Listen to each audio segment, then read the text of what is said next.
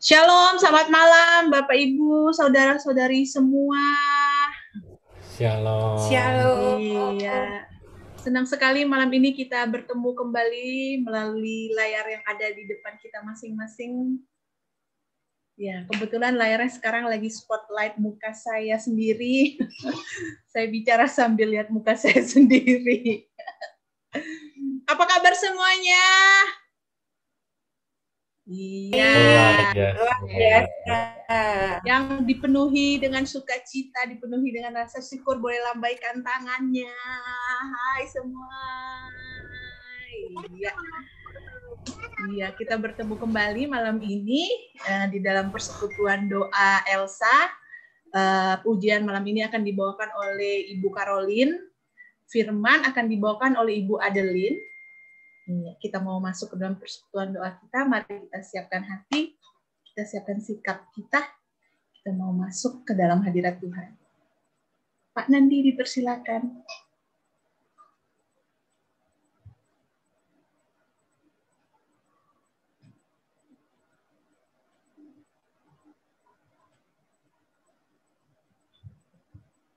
Shalom.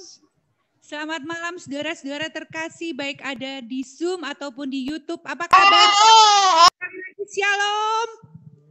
Mari kita mau lambaikan tangan bagi Allah Tuhan kita dimanapun kita berada. Mari katakan sekali lagi Shalom. Bapak Ibu yang terkasih, puji Tuhan kalau malam hari ini kita masih diberi kesempatan kembali untuk bersekutu bersama. Walaupun di tempat kita masing-masing, tapi kita selalu yakin dan percaya hadirat Tuhan memenuhi kita semua. Amin. Malam hari ini kita mau datang ke hadirat Tuhan dengan puji-pujian, dengan ucapan syukur, dan dengan penuh sorak-sorai kita mau bersyukur hanya bagi Dia. Kita mau masuki gerbangnya dengan hati bersyukur.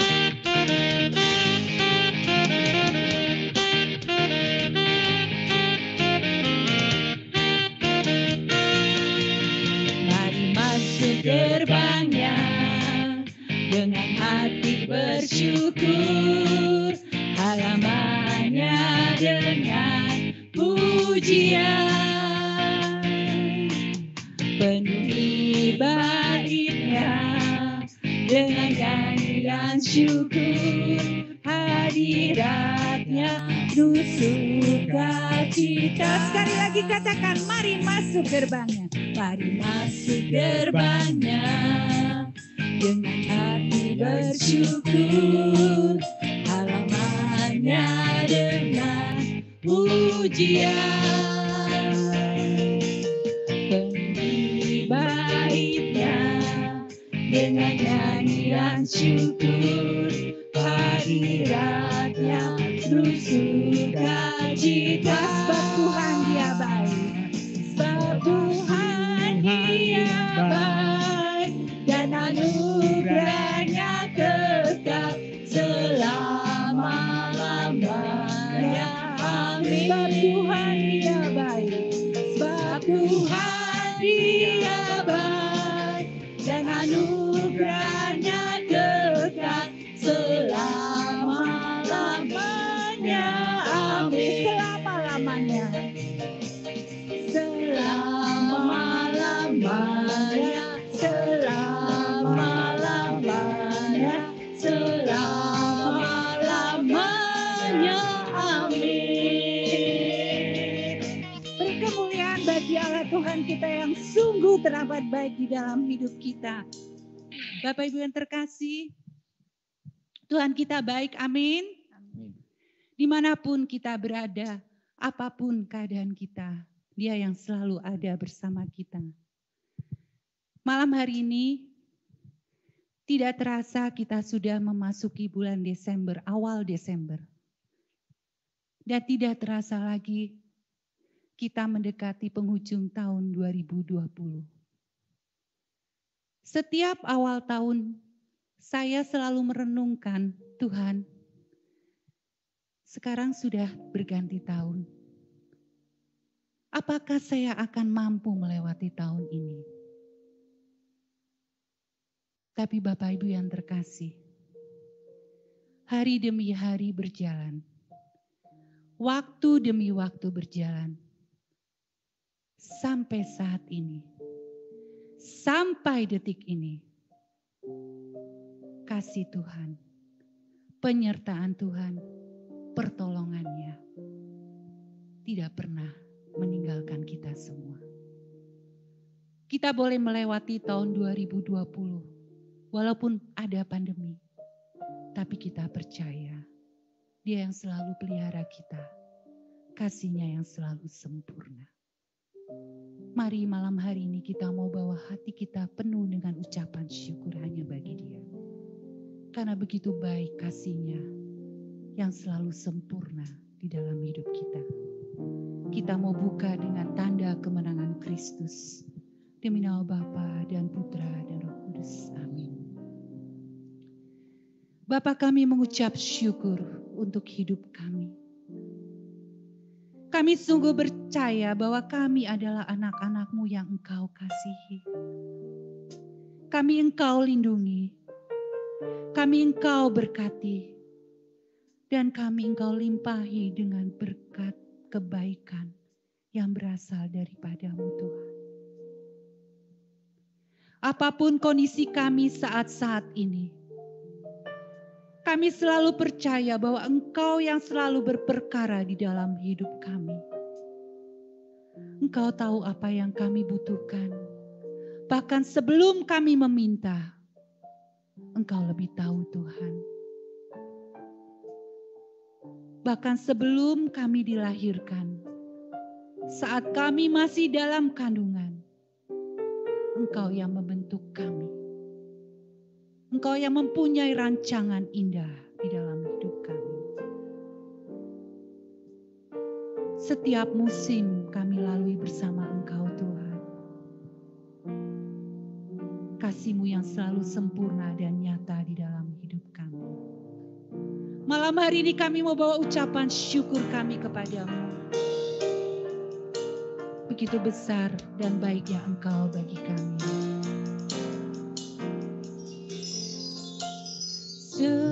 Semusim berlalu, namun Kau selalu peliharaku.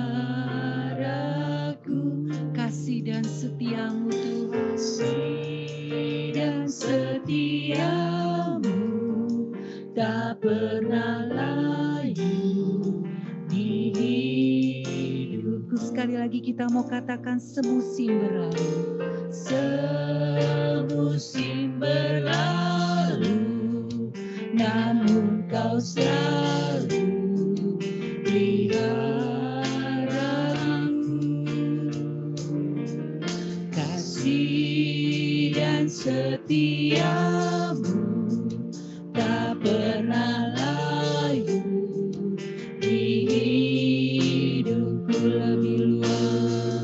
Lebih luas dari samudra, kebaikan-Mu Bapa takkan habis di hidupku.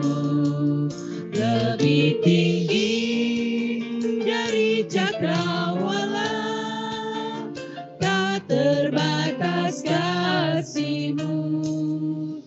Sungguh ku bersyukur. Setiap musim Kau ada di hidup kami, Tuhan. Semusim berlalu. Semusim berlalu, namun Kau selalu peliharaku.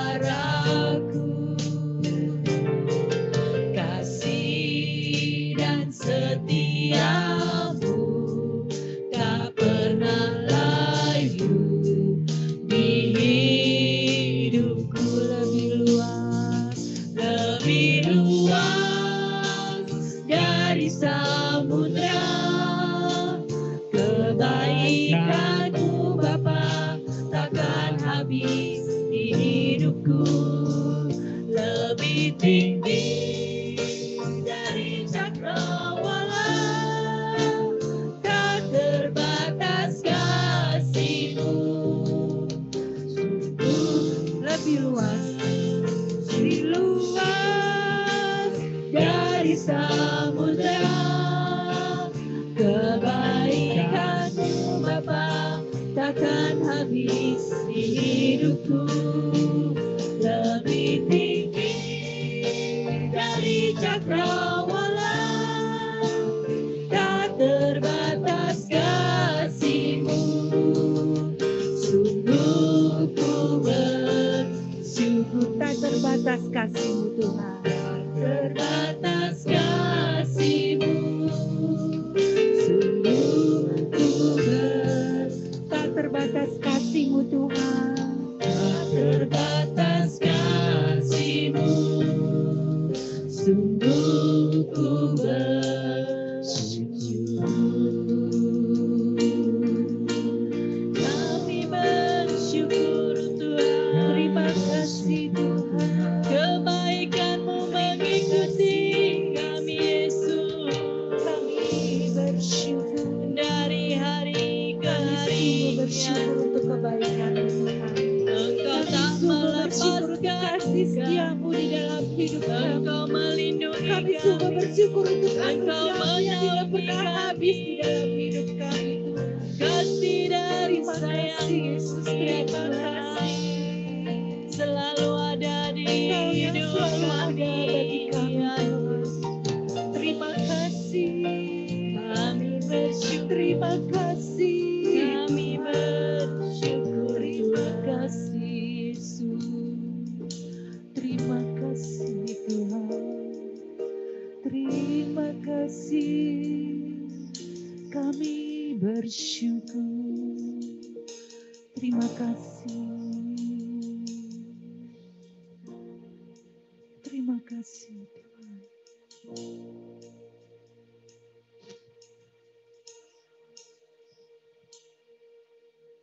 Terima kasih Tuhan untuk penyertaan-Mu yang selalu sempurna di dalam hidup kami. Terima kasih Tuhan. Mari Bapak Ibu yang terkasih, kalau Bapak Ibu rindu menyatakan syukur bagi Dia, boleh di-unmute.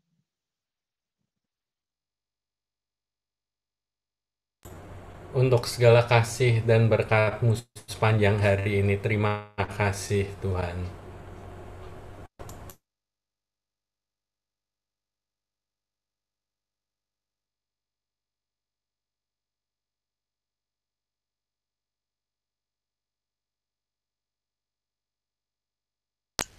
Untuk setiap kesehatan yang boleh kami terima, terima kasih ya Tuhan. Terima kasih Tuhan.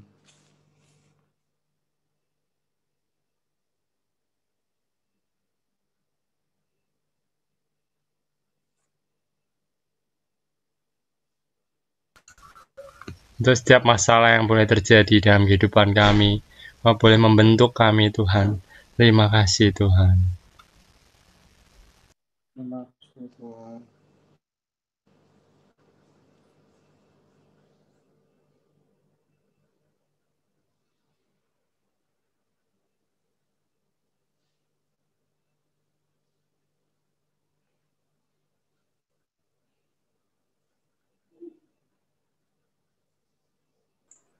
Untuk setiap penyertaan Tuhan bagi keluarga kami, Tuhan menjaga keluarga kami, menjaga kesehatan kami semua. Terima kasih Tuhan. Terima kasih Tuhan.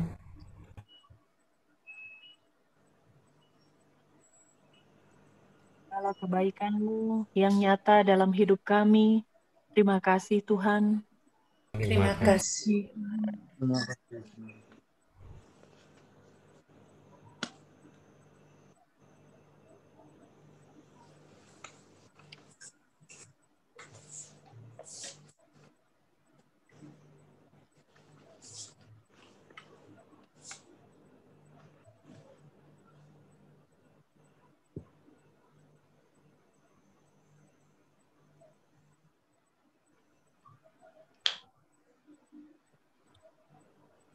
Benar Tuhan.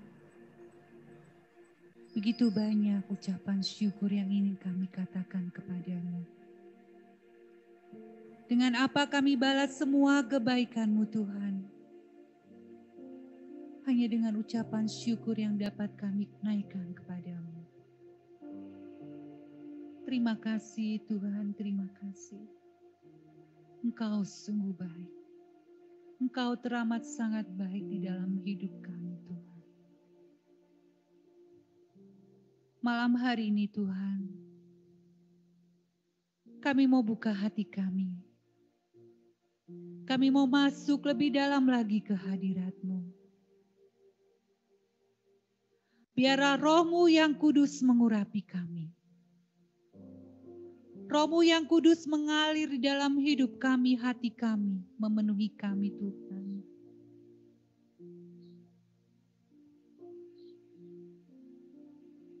Kami buka hati kami Tuhan.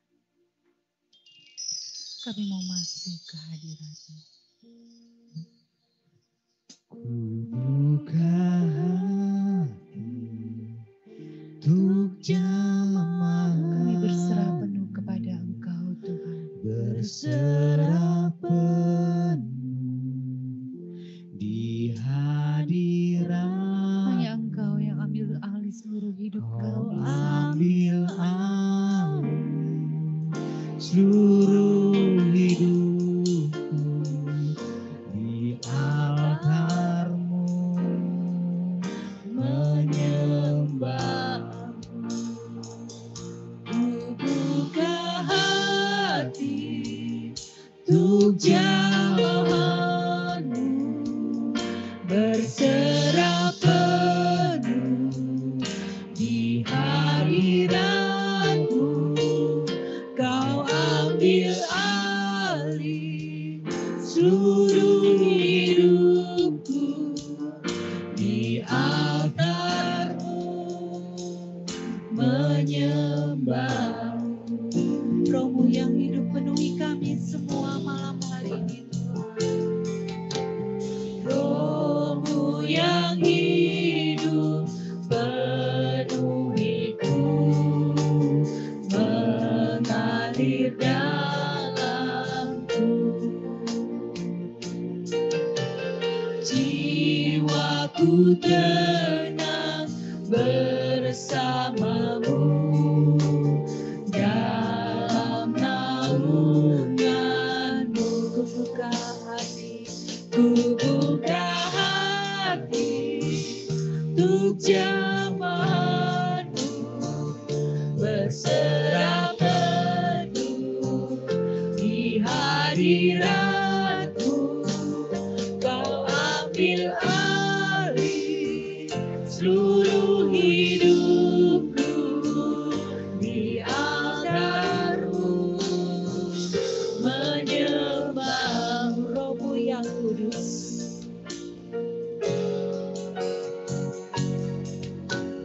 Roh-Mu yang kudus, pulihkanku. Engkaulah damaiku. Kami hidup hanya oleh anugerah-Mu Tuhan. Ku hidup oleh anugerah-Mu yang menyertaiku, yang menyertaiku, yang menyertaiku. Kami buka hati kami Tuhan. Ku buka hati untuk jamaah-Mu, berserah penuh di hadirat-Mu. Kau ambil alih seluruh hidupku di altar-Mu, menyembah. Dengan lembut katakan, ku buka hati, untuk jamaah-Mu, berserah penuh di hadirat-Mu. Kau ambil alih seluruh hidupku di altar-Mu,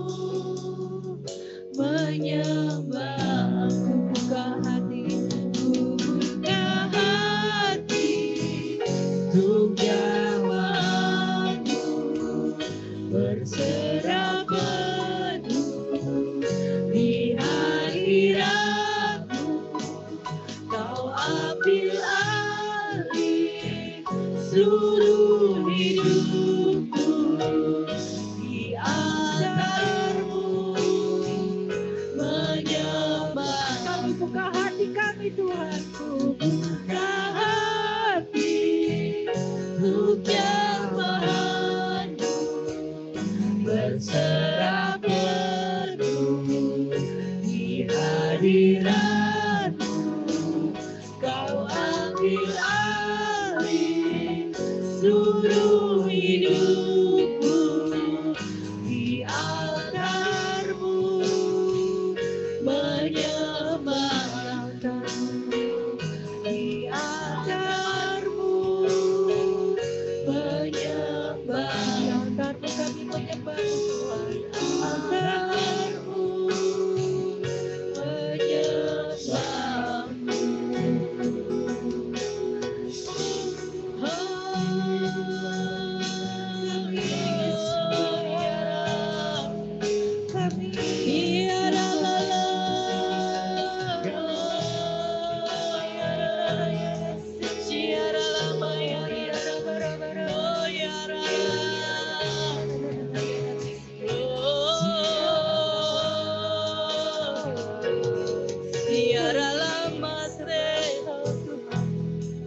Kami tinggikan nama Yesus dalam hidup kami.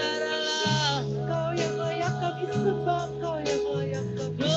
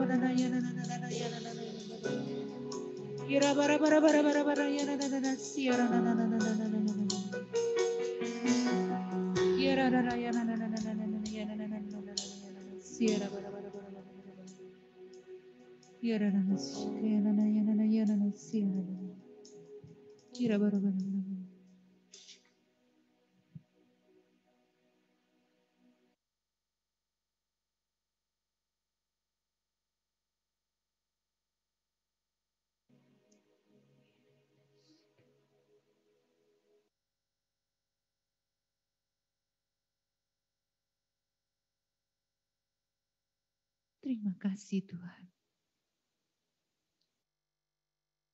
Di dalam hadirat-Mu kami merasakan kedamaian. Terima kasih malam hari ini Roh-Mu yang kudus boleh menjamah kami semua. Terima kasih Yesus, terima kasih.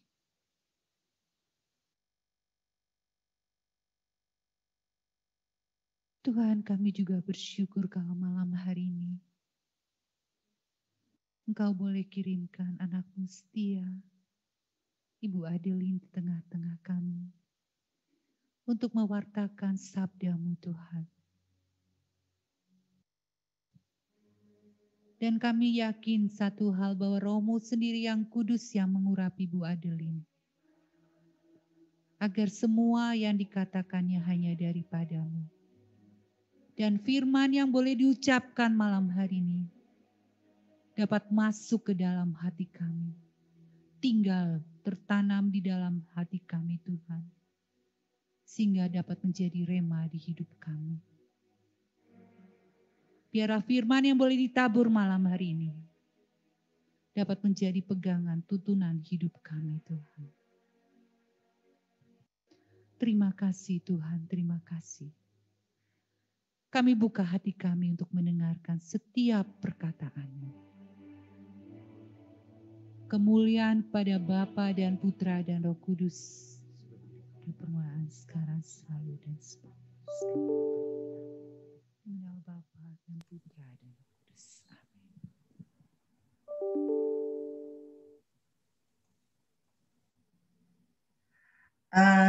Saya nggak bisa share screen.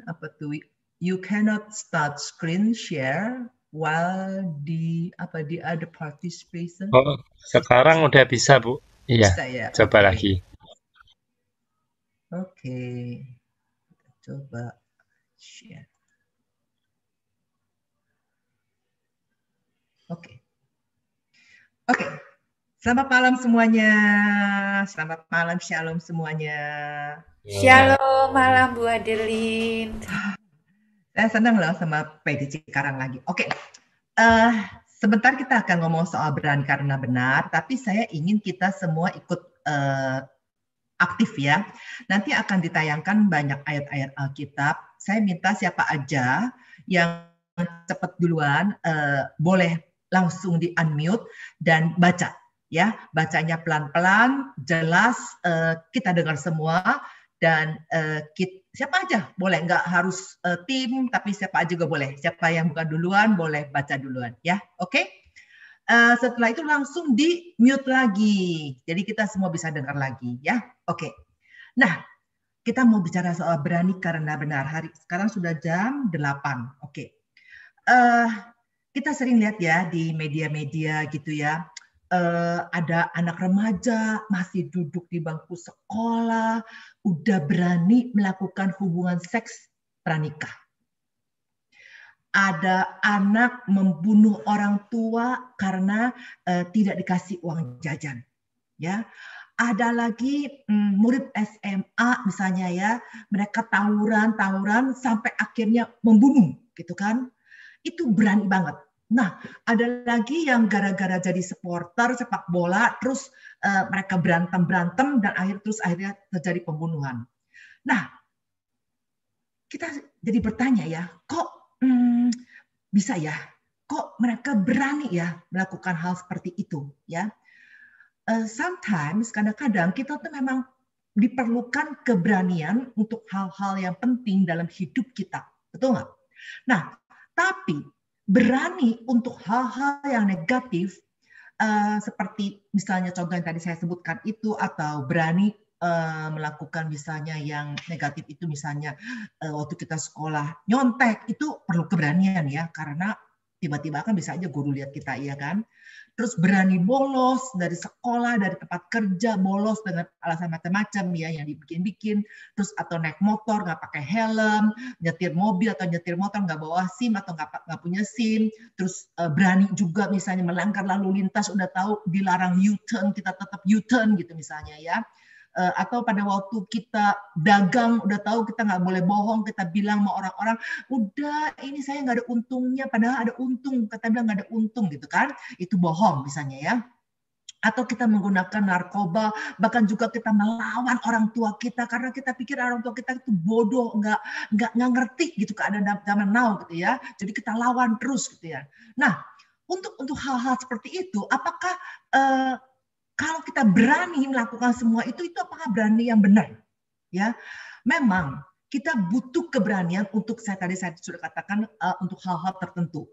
Tapi keberanian yang bagaimana yang harus kita punya, ya kan? Oke, kita lihat dulu. Menurut di kamus bahasa Indonesia, berani menurut KBBI adalah artinya mempunyai hati yang mantap dan rasa percaya diri yang besar dalam menghadapi bahaya, dalam menghadapi kesulitan dan sebagainya. Kalau berani itu artinya tidak takut, tidak gentar, tidak kecut. Jadi singkatnya, kalau berani itu berarti percaya diri menghadapi apapun yang ada di hadapan kita. Ya, nah, tapi orang bisa punya pendapat yang berbeda-beda, benar nggak? Tentang apa yang salah atau apa yang benar. Mungkin bagi saya bilang itu benar. Tapi menurut Anda misalnya Anda bilang, itu salah Adeline. Tapi menurut Anda, perbuatan Anda itu benar. Tapi kalau di mata saya mungkin salah gitu kan. Nah tindakannya bagaimana yang benar itu? Berani yang benar itu yang bagaimana? Sebagai anak-anak Tuhan, kita sebagai anak-anak Tuhan, standar kita, patokan kita dalam menghadapi segala sesuatu haruslah kebenaran firman Tuhan. Itu harus. Kita anak Tuhan. Betul? Nah, jadi apa kata firman Tuhan tentang kebenaran yang tepat itu apa kata firman Tuhan? Nah, Oke, kita mundur sedikit ke perjanjian lama, ya. Menurut Anda, binatang apa yang paling cerdik? Ayo, unmute. Salah satu orang aja jawab. Unmute. Ular. Ular, oke. Yes, benar. Karena apa? Di Alkitab dikatakan, yuk kita baca ayatnya. Satu orang berbicara, baca yang keras, di unmute. Ayo. Adapun ular ialah yang paling cerdik dari segala binatang di darat, ya, yang dijadikan oleh Tuhan Allah. Ular itu berkata kepada perempuan itu, tentulah Allah berfirman, semua pohon dalam taman ini jangan kamu makan buahnya, bukan? Nah, berarti ular adalah binatang yang paling cerdik. Jadi bukan, oke, thank you ya, udah bacain ya. Oke. Jadi bukan si kancil binatang yang paling cerdik, bukan ya. Tapi kalau Alkitab bilang ular adalah binatang yang paling cerdik dari segala binatang di darat. Apa yang dikatakan oleh ular kepada Hawa? Dia ngomong begini, tentulah Allah berfirman, semua pohon dalam taman ini jangan kamu makan buahnya. Ya, lihat. Kenapa dia ngomong begitu? Dia bilang, pasti kan Allah bilang nggak boleh makan buahnya kan, semua pohon kan nggak boleh kan. Lihat, iblis sengaja ciptakan kesan di dalam kita bahwa Allah itu jahat. Lihat aja, semua pohon dalam taman nggak boleh kamu makan kan. Nah, biar dia ciptakan begitu, terus nanti Hawa simpan di dalam hati, dia simpan, oh Allah tuh jahat ya. Nah, tapi lihat Hawa bilang apa? Tidak. Betul? Kita tahu kan jawaban Hawa. Dia katakan tidak boleh semua pohon dalam taman ini buahnya dimakan, kecuali yang satu itu yang di tengah. Ya. Nah, lalu Allah bilang, lah kenapa memang nggak boleh? Lalu iblis bilang, loh kenapa memang Allah nggak boleh yang di tengah itu? Kenapa nggak diizinkan? Tahu nggak? Justru yang di tengah itu, yang nggak diizinkan itu yang the best, itu yang paling hebat, itu yang bisa mendatangkan kuasa luar biasa. Coba kita lihat apa kata iblis. Seseorang baca 1, 2, 3. Ayo, seseorang siapa aja boleh di unmute. Tetapi ular itu berkata kepada perempuan itu, sekali-kali kamu tidak akan mati. Tetapi Allah mengetahui bahwa pada waktu kamu memakannya, matamu akan terbuka dan kamu akan menjadi seperti Allah, tahu tentang yang baik dan yang jahat. Terima kasih. Oke, lanjut. Jadi lihat ya, begitu si Hawa bilang enggak boleh kok makan semuanya. Tapi yang tengah nggak boleh. Nah, lihat iblis bilang, kenapa nggak boleh? Kenapa Allah nggak mengizinkan? Tahu nggak? Justru yang tengah itu yang hebat. Justru yang tengah itu yang mendatangkan, lihat dia bilang, kalau kamu makan matanya terbuka, kamu akan menjadi seperti apa katanya? Allah. Tahu yang baik dan yang jahat. Ya, lihat. Kita udah tahu, Alkitab menulis bahwa Adam dan Hawa sudah jelas-jelas Allah larang, nggak boleh makan. Betul? Sebelumnya Allah udah bilang jangan makan yang tengah itu. Udah jelas larangannya. Kita lihat ayatnya. Yuk. Seseorang baca.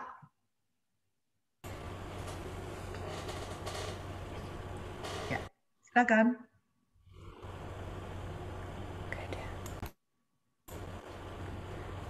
Tetapi pohon pengetahuan tentang yang baik dan yang jahat itu jangan engkau makan buahnya. Pada hari engkau memakannya, pastilah engkau mati. Thank you. Oke. Jadi jelas Allah bilang jangan makan. Betul? Jangan makan itu. Nanti kalau kamu makan mati. Udah tahu kan? Adam dan Hawa tahu. Tapi kenapa mereka berani melanggar yang salah itu?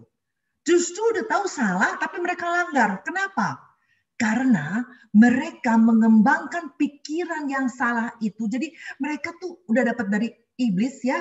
Nanti kamu akan menjadi seperti Allah. Dia kembangkan pikiran yang salah bahwa mereka akan menjadi seperti Allah kalau makan buah itu. Lihat, pikiran itu disuntikkan oleh ular ke dalam diri mereka. Ya, apakah tadinya mereka punya pikiran seperti itu? No. Apakah mereka sebelumnya pernah berpikir bahwa mereka akan mau seperti Allah? No. Ya, lihat kita lihat mulai bagaimana si iblis itu ngomong sama si Hawa. Yuk, seseorang baca lagi. Perempuan itu, somebody, boleh siapa aja? Ayo. Perempuan itu melihat bahwa buah pohon itu baik untuk dimakan. Iya. Dan setiap kelihatannya dan sedap kelihatannya. Oke. Lagi pula pohon itu menarik hati karena memberi pengertian. Oke. Lalu ia mengambil dari buahnya dan dimakannya. Dan diberikannya juga kepada suaminya yang bersama-sama dengan dia. Suaminya pun memakannya. Oke. Nah, jadi akhirnya si perempuan itu yang melihat bahwa dibujuk oleh iblis, kamu seperti Allah, mulai dia merenungkan, seperti Allah. Mulai dia percaya, oh aku bisa seperti Allah ya. Dia kembangkan lagi. Akhirnya dia mulai bertindak berdasarkan pemikiran yang salah. Check and recheck. Berapa banyak kali dalam hidup kita ada orang mengadu kepada kita, ya, bahwa si A ngomongin kita, si B jahat ngomongin kita, fitnah kita dan sebagainya. Dia ngadu, ada orang ngadu. Lin, lu tahu nggak Lin? Si A tuh ngomongin lu gini, lu tuh gini, lu tuh gini. Saudara, kemudian apa yang terjadi? Apa yang diucapkan oleh yang ngadu itu, aku pikirin dan aku percaya kata-kata dia, lalu aku mulai kembangkan. Waduh, dia ngomong kayak begini ya, begini. Wah, kan ajar nih. Kok mesti kembangkan. Ya, berapa banyak kita sering melakukan itu?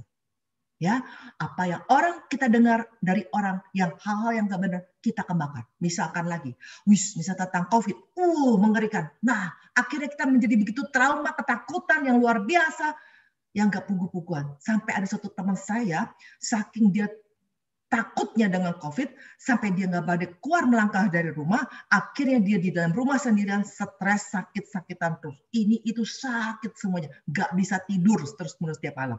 Ya, nah. Oke, kita kembali kepada Adam dan Hawa.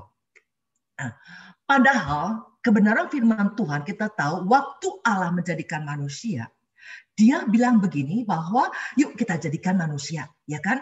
Apa? Menurut gambarnya, menurut rupa Allah. Betul? Kita lihat ayatnya. Oke, yuk seseorang baca Kejadian 1 ayat 26. Berfirmanlah Allah, baiklah kita menjadikan manusia menurut gambar dan rupa kita. Yes. Maka Allah menciptakan manusia itu menurut gambarnya. Menurut gambar Allah diciptakannya dia. Laki-laki dan perempuan diciptakannya mereka. Oke, thank you. Terima kasih. Oke, jadi kita tahu di sini pada waktu penciptaan Allah bilang baiklah kita menjadikan manusia menurut apa? Gambar, menurut apa? Rupa kita. Berarti kita itu udah serupa dan segambar dengan Allah. Betul? Jadi nggak perlu lagi sebenarnya dia harus makan buah itu supaya menjadi seperti Allah. Benar nggak? Karena kita sudah segambar dan manusia itu sudah segambar dan serupa dengan Allah. Nggak perlu lagi sebenarnya. Betul? Lihat, dalam hidup kita, Tuhan izinkan sering terjadi dalam hidup kita situasi di mana kita harus berani bertindak. Ya, di mana keberanian sangat dibutuhkan. Pertanyaannya, kapan kita terakhir kali melakukan hal yang benar, yang membutuhkan keberanian besar melakukannya dengan resiko yang kita sadari akan sedemikian besar dampak bagi diri kita sendiri. Contoh, saudara, waktu saya SMA, saya punya teman baik. Ya, teman baik, saudara. Teman baik, close friend. Dan begitu baiknya kami udah pokoknya seperti kakak beradik gitu ya. Nah, teman baik saya rupanya dia itu jadi gini, Dia punya teman laki-laki satu, ternyata teman laki-laki itu sudah bertunangan dengan seorang perempuan lain. Nah, teman baik saya ini, taruhlah namanya si A, itu si A itu dekat dengan laki-laki itu, bahkan suka dating. Ya, suka pergi berduaan aja, suka jalan berduaan aja, suka kemana-mana berduaan aja. Padahal laki-laki itu sudah punya tunangan dan sudah merencanakan untuk menikah. Maka apa yang terjadi? Saya sebagai sahabatnya, saya ambil resiko. Saya harus berani menegur teman saya. Tapi resikonya adalah pasti teman saya akan musuhin saya. Pasti teman saya akan benci sama saya. Pasti teman saya pikir, kenapa sih kepo amat urusan pribadi diikut campurin? Oke. Akhirnya saya tegur. Ya, saya bilang, itu laki-laki udah tunangan, bakal punya istri. Lo nggak boleh lagi deket-deket sama dia. Lo nggak boleh lagi dating sama dia. Nggak boleh. Dia ngaduin ke cowok itu. Ya, dia ngaduin ke cowok itu. Terus akhirnya cowok itu bilang apa? Bilang saya cemburu dengan teman saya. Saya cemburu dengan si A. Jadi dia bilang saya itu lesbi katanya. Jadi saking lesbi, jadi cemburu sama teman saya. Ya, lihat. Sampai akhirnya saya kesel banget gitu sama cowok itu gitu kan. Nah, saudara, kapan terakhir kali kita berani melakukan hal yang benar, ya, yang membutuhkan keberanian? Oke, check and recheck, dan nanti kita kalau ada waktu kita sharing, ya. Oke. Nah, waktu kita memiliki keberanian untuk bertindak, pertanyaannya apakah tindakan kita itu memuliakan Bapa di surga? Jangan-jangan memuliakan diri sendiri, betul? Nah, kita lihat ayatnya. Di Matius 5 ayat 16. Yuk, seseorang baca. 1, 2, 3. Seseorang. Demikianlah hendaknya terangmu bercahaya di depan orang, supaya mereka melihat perbuatanmu yang baik dan memuliakan Bapamu yang di sorga. Amin. Thank you. Demikianlah hendaknya terangmu bercahaya di depan semua orang, di depan orang, supaya orang begitu lihat kamu, mereka memuliakan Bapa di surga. Oke, saya akan sharing satu. Ini udah diceritain sama ibu rohani saya di mana-mana, dia udah cerita. Jadi saya akan sharing. Jadi satu hari dia bawa mobil baru, dia nganterin saudaranya ke bandara, ya. Pulang dari bandara, terus mobil dia singkat cerita dipepet orang, kesenggol, gitu ya, kesenggol. Terus orang itu kagak turun, kagak berhenti, kagak ngomong apa-apa, say sorry juga enggak, kagak berhenti, pokoknya langsung jalan terus. Nah, saking dia kesel, ini mobil baru gitu kan, disenggol orang yang ada, akhirnya pas di lampu merah dia turun dari mobil, ya, dia turun dari mobil, dia buka mobil, dia keluar dari mobil dan dia gebrak pintu orang itu, ya, dia gebrak orang itu, dia marahin orang itu, kamu udah, intinya tuh kamu udah nabrak saya, kamu diam aja kagak minta maaf dan apa-apa, pokoknya marah gitu ya, marah. Padahal dia adalah seorang yang sudah dewasa rohani. Jadi dia marah luar biasa gitu ya. Nah, akhirnya singkat cerita, waktu dia marah begitu, dia sadar bahwa dia itu sudah kelasnya bukan kelas bayi rohani, tapi sudah dewasa rohani, tapi dia marah-marah begitu di depan orang banyak, di depan lampu merah gitu kan. Lampu merah kan orang semua lihat dong. Jadi dia sadar gimana kalau ada orang yang kenal dia, lihat dia begitu. Bukankah akan memalukan Bapa di sorga? Enggak memuliakan. Nah begitu dia sadar langsung dia rasanya langsung dia malu gitu, langsung gak enak hati, dan akhirnya dia naik mobil lagi. Jadi saudara, seorang yang berani seringkali dikaitkan dengan namanya pahlawan. Iya dong, orang yang berani biasanya dikaitkan dengan pahlawan. Contoh-contoh kita lihatlah film Superman lah, Batman lah, apa begitu kan. Nah, pahlawan menurut KBBI adalah orang yang menonjol karena keberanian. Orang yang menonjol karena pengorbanannya di dalam membela kebenaran. Dia adalah seorang pejuang yang gagah berani. Nah, dari definisi ini kita dapat gambaran bahwa kalau orang punya keberanian, kalau orang rela berkorban dalam membela dan memperjuangkan sesuatu demi kebenaran, demi keadilan, itu namanya disebut pahlawan.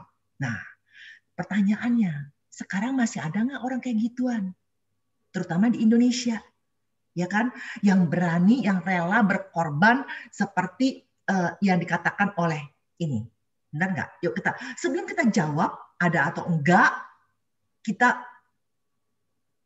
balik dulu ke Bible. Ya, kita akan lihat seorang tokoh di Alkitab yang bernama Gideon. Ya, mungkin kita dengan cerita nanti dari Gideon ini kita dapat inspirasi sedikit. Ya, mungkin Anda pernah mendengar tentang Gideon ceritanya atau belum? Oke, sudah atau belum? Kita akan dengar lagi ya. Nah, Gideon ada dalam kitab Hakim-Hakim bab 6 sampai bab 8. Jadi pada waktu Pak Paulus nanya saya, Ibu Adeline ayatnya apa? Saya kasih Hakim-Hakim bab 6 sampai 8. Dia bilang, Bu itu Hakim-Hakim 6 ayat 8 ya, bukan Hakim-Hakim 6 sampai 8. Akhirnya saya pilihlah ayat yang mengatakan bahwa Gideon itu berani. Oke, lanjut. Nah, kita mau lihat dulu, Gideon itu siapa? Betul? Gideon adalah anak Yoas. Dia dari Bani Abiezer, dari suku Manasya. Lihat ya, kita belajar ya, kita belajar. Oke. Suku Manasya itu siapa sih? Kita mau tahu dong, ya kan? Suku Manasya itu siapa? Suku Manasya adalah suku yang dari putra sulungnya Yusuf. Yusuf itu siapa? Yusuf itu cucunya Yakub. Ya, Yusuf itu si Manasya itu cucunya Yakub. Ya, Yusuf itu putranya Yakub. Ya, Yusuf itu putranya Yakub. Nah, di Hakim-Hakim 6 ayat 11 ada dikatakan bahwa si Gideon itu adalah anaknya si Yoas, ya, dari Bani Abiezer, dari suku Manasya. Nah, mengenai Manasya kita lihat ayatnya. Yuk, seseorang baca yang keras sebelum 1 2 3. Sebelum datang tahun kelaparan itu, lahirlah bagi Yusuf 2 orang anak laki-laki yang dilahirkan oleh Asnat, anak Potifera, Iman Dion. Yusuf memberi nama Manase pada anak sulung itu, sebab katanya, Allah telah membuat aku lupa sama sekali kepada kesyukuranku dan kepada rumah Bapakku. Amin. Oke, thank you.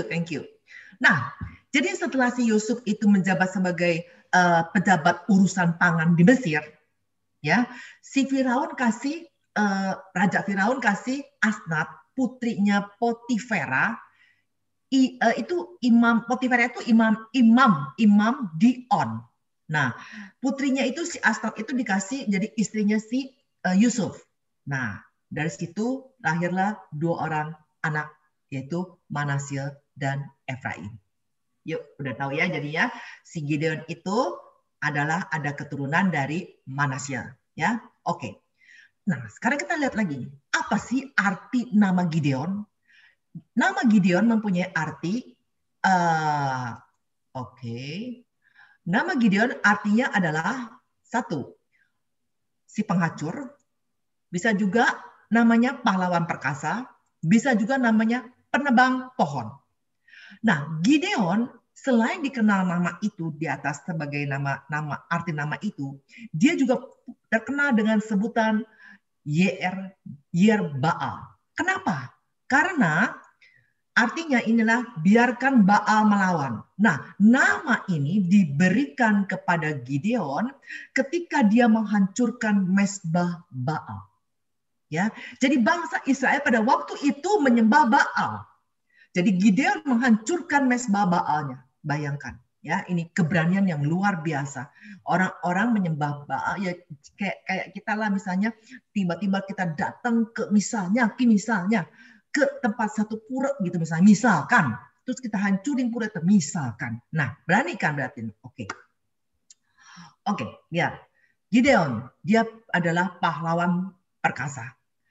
Dia gagah berani, dia punya strategi yang unik, dia punya strategi yang jitu dalam berperang, ya. Nah, saudara, Gideon itu hidupnya di zaman hakim-hakim. Ya, zaman hakim-hakim adalah suatu masa di antara zaman Yosua ke zaman raja-raja. Nah, waktu zaman Yosua dan zaman raja-raja, raja pertama siapa bangsa Israel? Raja pertama bangsa Israel siapa? Saul. Ya, Saul adalah raja pertama bangsa Israel. Jadi dari zaman Yosua zamannya mulai pertama kali adalah Saul, itu namanya masa zaman hakim-hakim. Nah, Gideon ada di masa ini. Ya. Nah, pada zaman hakim-hakim ini, bangsa Israel kembali lagi meninggalkan Allah. Ya, kembali lagi mereka beribadah kepada dewa-dewa Baal, ya. Dan mereka menyembah. Mereka memberikan persembahan kepada dewa itu, ya. Dewa Baal itu adalah dewa yang disembah oleh penduduk Kanaan, dewa yang disembah oleh bangsa Midian, dewa yang disembah oleh bangsa Amalek, dewa yang disembah oleh bangsa Filistin, bahkan juga bangsa-bangsa lain. Jadi bangsa Israel mulai ke sana, ya. Yuk kita lihat ayatnya. Seseorang baca. Yuk. Pak Yusak mau baca? Tapi orang Israel melakukan apa yang jahat di mata Tuhan. Sebab itu Tuhan menyerahkan mereka ke dalam tangan orang Midian 7 tahun lamanya. Nah, jadi di mata Tuhan, bangsa Israel itu melakukan yang jahat di mata Tuhan, ya. Maka bangsa Israel akhirnya jatuh ke dalam tangan orang Midian berapa lama? 7 tahun. Ya. Jadi akibat bangsa Israel meninggalkan Allah dan menyembah Baal, maka Allah membiarkan suku-suku Midian yang dibantu oleh suku-suku Amalek dan suku-suku lainnya dari daerah timur menyerbu dan menindas Israel. Saudara, penindasan yang dilakukan oleh mereka itu luar biasa. Sampai-sampai mereka itu kelaparan dan sangat melarat hidupnya. Dirampoki terus. Jadi setiap panen datang, bangsa-bangsa itu datang rampok hasil panen mereka. Ya, dirampok. Yuk kita lihat ayatnya. Hakim-hakim 6 ayat 3. Seseorang baca. Halo. Setiap kali orang Israel selesai menabur, setelah orang Midian, Amalek dan orang dari sebelah timur, lalu mendatangi mereka. Ya, habis. Ya, pokoknya mereka menabur, dihancurin. Ya, mereka sembunyi-sembunyi nanam terus panenannya dicolongin. Pokoknya begitu. Habis pokoknya. Benar-benar sengsara menderita. Jadi ya, lihat. Apa yang hasil kerja mereka semuanya. Gak ada yang mereka bisa kecap. Itu semua akibat ketidaksetiaan mereka kepada Allah. Ya. Nah, selama bertahun-tahun, 7 tahun kita tadi baca ya. Bangsa-bangsa kafir, tetangga-tetangga di sekitarnya tuh ya. Yaitu orang Midian dan sebagainya menyerbu. Apapun yang mereka punya hasil panenan dirampas sampai di ayat berkata bagaikan belalang banyaknya. Ya, mereka datang seperti belalang banyaknya, serbu mereka. Ya, pencerahan dilakukan oleh mereka terus menerus selama 7 tahun dan itu membuat mereka melarat. Saudara, tahu nggak? Mereka tuh sampai ya menyembunyikan apa yang mereka miliki yang berharga di mana? Di goa-goa. Mereka sembunyikan hasil panen mereka di goa, sembunyikan di gunung supaya nggak diambil, supaya nggak dirampokin gitu ya. Nah, pada waktu itu benar-benar hidup orang Israel sangat mencekam. Ya, mereka merasa tidak pasti hidupnya bagaimana dan penuh dengan ketakutan yang luar biasa. Ya, saudara, Tuhan izinkan itu terjadi pada bangsa Israel bukan karena Tuhan yang jahat. Bukan karena perbuatan Tuhan, tetapi semua itu karena perbuatan mereka sendiri, itulah akibat daripada perbuatan mereka. Ya, jadi apa yang dilakukan oleh mereka berakibat sendiri kepada mereka. Ya, oke. Sekarang kita lihat bagaimana mereka melarat. Yuk kita lihat ayatnya. Seseorang baca. Sehingga orang Israel menjadi sangat melarat oleh perbuatan orang Midian itu. Lalu berserulah orang Israel kepada Tuhan. Terima kasih. Saking udah nggak tahan. Saking udah nggak kuat. Mereka berseru kepada Tuhan. Nggak tahan lagi. Ya, kenapa orang Israel kembali kepada Tuhan? Karena mereka udah terlalu miskin, mereka udah terlalu ditindas, mereka udah terlalu sengsara. Kenapa bisa begitu? Itu semua karena perbuatan mereka, karena pemberontakan mereka, karena mereka tidak taat kepada Tuhan. Check and recheck.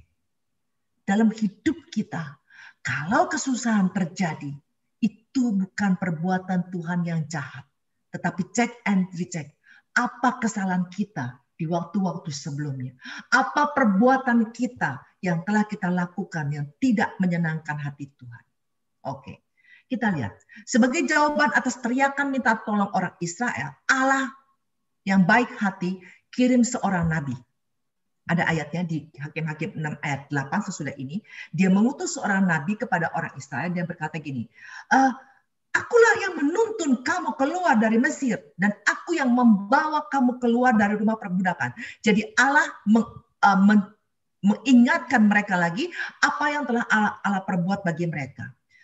Dan Allah ingatkan juga bagaimana Allah telah berbuat begitu baik, tapi mereka tidak taat. Nah, walaupun Allah menegur mereka, bukan berarti Allah tidak mau menolong mereka. Allah tetap adalah Allah yang baik. Orang Israel tidak taat, tapi akhirnya yang luar biasa, mereka mau bertobat.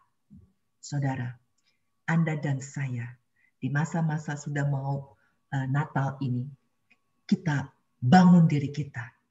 Apapun kesalahan kita, bangkit kembali kepada jalan yang benar. Ya. Oke, kita sekarang lihat Gideon. Nah, Gideon, walaupun dia adalah seorang laki-laki dan bangsa Israel, dia juga hidup dalam sangat ketakutan. Buktinya apa? Waktu dia bekerja, dia nggak berani bekerja di depan di tempat terbuka atau di rumahnya, tapi dia bekerja sambil bersembunyi supaya nggak kelihatan oleh tentara Midian. Kita lihat ayatnya. Yuk, seseorang baca. 1, 2, 3. Kemudian datanglah malaikat Tuhan dan duduk di bawah pohon terbantin di Ofra, kepunyaan Yoas, orang Abiezer itu. Sedang Gideon, anaknya, mengirik gandum dalam tempat pemerasan anggur, agar tersembunyi bagi orang Midian. Ya, thank you.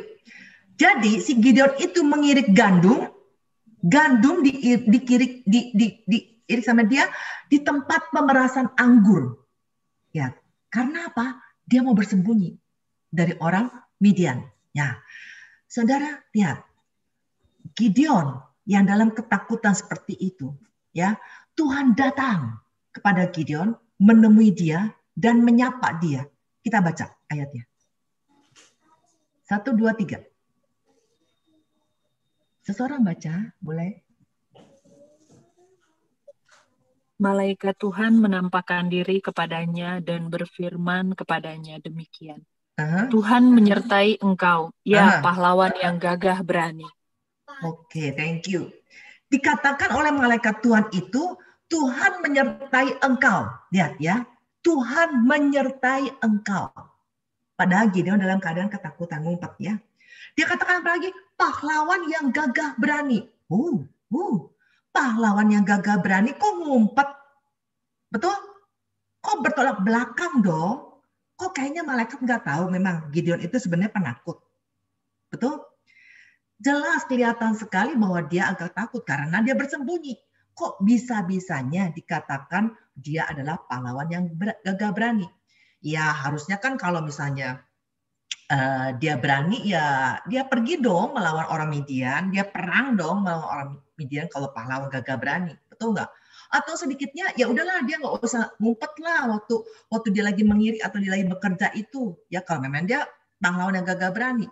Ya, panggilan Allah kepada Gideon tidak datang kepada seorang yang sedang duduk di istana raja untuk memimpin rakyatnya melawan tentara Midian. No. Panggilan Allah kepada Gideon tidak datang kepada seorang yang telah diberi pelatihan khusus. Pokoknya udah kasih latihan militer. Enggak. Gideon itu petani. Gideon itu bukan petarung. Gideon itu enggak punya nama terkenal. No, enggak punya nama terkenal. Gideon itu enggak punya pengikut. Tidak. Gideon itu nggak punya rakyat, nggak punya massa, nggak punya.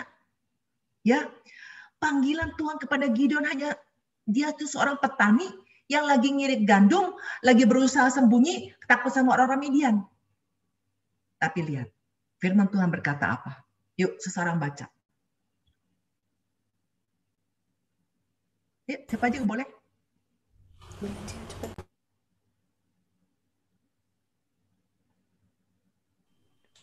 Tetapi berfirmanlah Tuhan kepada Samuel, janganlah pandang parasnya atau perawakannya yang tinggi, sebab aku telah menolaknya. Bukan yang dilihat manusia yang dilihat Allah. Manusia melihat apa yang di depan mata, tetapi Tuhan melihat hati. Amin. Ingat, Tuhan selalu melihat hati kita. Oh, kita depan orang bisa nutupin pakai topeng macam-macam. Kita bisa. Ya, pura-pura baik, pura-pura ramah, pura-pura ini, pura-pura kita bisa. Tapi kita nggak bisa bohongin Tuhan, hati kita. Kita bisa menutupin hati kita di depan orang, tapi di depan Tuhan nggak bisa. Ya. Nah, Allah melihat hati. Waktu dia melihat hati, dia panggil kita. Saudara, ingat, Anda dan saya dipanggil oleh Tuhan untuk dekat dengan Tuhan karena dia tahu hati Anda dan saya. Ya, oke. Jadi, Allah menyebut Gideon pahlawan yang gagah berani. Kalau kita lihat cara dia kerja sembunyi-sembunyi, kita mana bisa kita ngomong pahlawan yang gagah berani. Tapi kita bisa menjadi pahlawan yang gagah berani kalau Allah menyertai kita. Amin. Anda dan saya, walaupun kita bilang kita nggak punya perlengkapan atau keahlian senjata, tapi kita bisa menjadi pahlawan yang gagah berani kalau Allah menyertai kita. Ada ayatnya, saya kasih ayat 4 untuk meneguhkan kita bahwa kita bisa menjadi pahlawan gagah berani karena Allah ada bersama dengan kita. Yuk kita baca. Mazmur 27 ayat 1. 1, 2, 3. Dari seseorang baca, siapa saja boleh. Dari Daud, Tuhan adalah terangku dan Amin. keselamatanku. Amin. Kepada siapakah aku harus takut? Yes. Tuhan adalah benteng hidupku. Terhadap siapakah aku harus gemetar? Harus gemetar.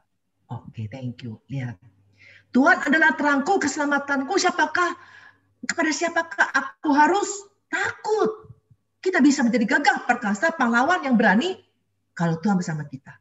Roma 8. Yuk, seseorang baca lagi.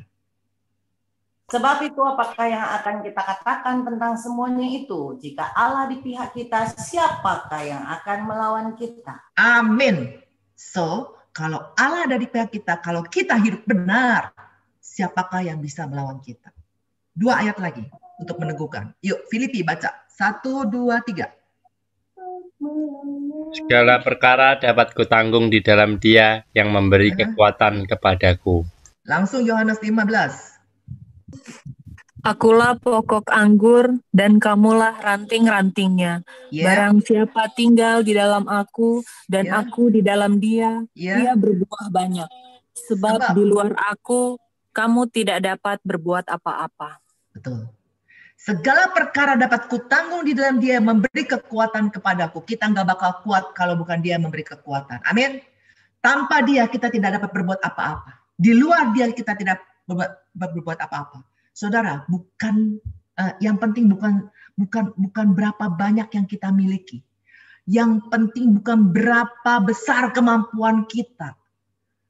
Karena sesungguhnya tanpa Allah kita tidak dapat berbuat apa-apa. Yang penting apa yang dapat kita kerjakan untuk Dia. Kalau kita taat panggilannya dalam hidup kita, pasti Allah akan memampukan kita berhasil dan menang. Amin. Oke, lanjut dengan Gideon. Nah, Gideon tuh sepertinya nggak percaya waktu dipanggil sama Tuhan. Waduh, dia anggap, lelucon kayaknya nih. Masa aku bukan tentara, aku bukan raja, aku disuruh mimpin rakyat Israel memerangi orang Midian. Apa benar sih ya gitu? Nah, dia mulai mempertanyakan kepada Tuhan. Ya, dia bilang begini. Yuk, seseorang baca. 1, 2, 3. Hakim-Hakim 6 ayat 13. Jawab Gideon kepadanya, Tuanku, jika Tuhan menyertai kami, mengapa semuanya ini menimpa kami? Di manakah segala perbuatan-perbuatannya yang ajaib yang diceritakan oleh nenek moyang kami kepada kami ketika mereka berkata, bukankah Tuhan telah menuntun kita keluar dari Mesir, tetapi sekarang Tuhan membuang kami dan menyerahkan kami ke dalam cengkraman orang Midian. Thank you. Saudara, wajar ya kalau banyak orang bertanya kepada Tuhan seperti Gideon bertanya, Tuhan, kalau Tuhan menyertai aku, kalau Tuhan memberkati aku, kenapa semuanya ini menimpa aku? Betul? Ada banyak kali, mungkin juga Anda atau saya pernah bertanya gitu. Kenapa harus terjadi saya bangkrut? Kenapa harus terjadi orang tua saya meninggal? Kenapa anak saya masuk narkoba? Kenapa? Kalau Tuhan menyertai, kenapa terjadi begitu? Betul? Saudara, walaupun kita mengalami semua yang menimpa kita, firman Tuhan berkata, yuk seseorang baca yang keras, karena Allah, 1, 2, 3. Karena Allah telah berfirman, aku sekali-kali tidak akan membiarkan engkau, dan aku sekali-kali tidak akan meninggalkan engkau. Lihat, ini Allah sendiri bilang, Allah telah berfirman, aku sekali-kali tidak akan membiarkan engkau, dan aku sekali-kali tidak akan meninggalkan engkau. Ini janji Allah. Dan dia tidak pernah meninggalkan kita. Dia tidak pernah membiarkan kita. Dia tidak pernah, waktu kita mengalami kesukaran yang luar biasa, dia nggak pernah meninggalkan. Dia ada bersama dengan kita. Oke, kita lanjut. Nah, Gideon pasti akan nanya-nanya lagi. Sebelum Gideon banyak-banyak macam-macam nanya, langsung Allah jawab begini. Yuk kita lihat. Lalu berpalinglah Tuhan kepada Gideon. Dan Tuhan bilang, pergilah dengan kekuatanmu ini dan selamatkanlah orang Israel dari cengkraman orang Midian. Allah bilang gini, bukankah aku mengutus engkau? Sekali lagi Tuhan mempertegas bahwa Tuhan yang mengutus Gideon untuk membebaskan bangsa Israel. Dikatakan, bukankah aku mengutus engkau? Saudara, nggak penting siapa kita. Nggak penting apa kedudukan kita, jabatan kita. Semua itu mungkin bagi manusia penting. Tapi ya kita tahu semuanya kan, manusia kan memandang nama, memandang jabatan, memandang kekayaan.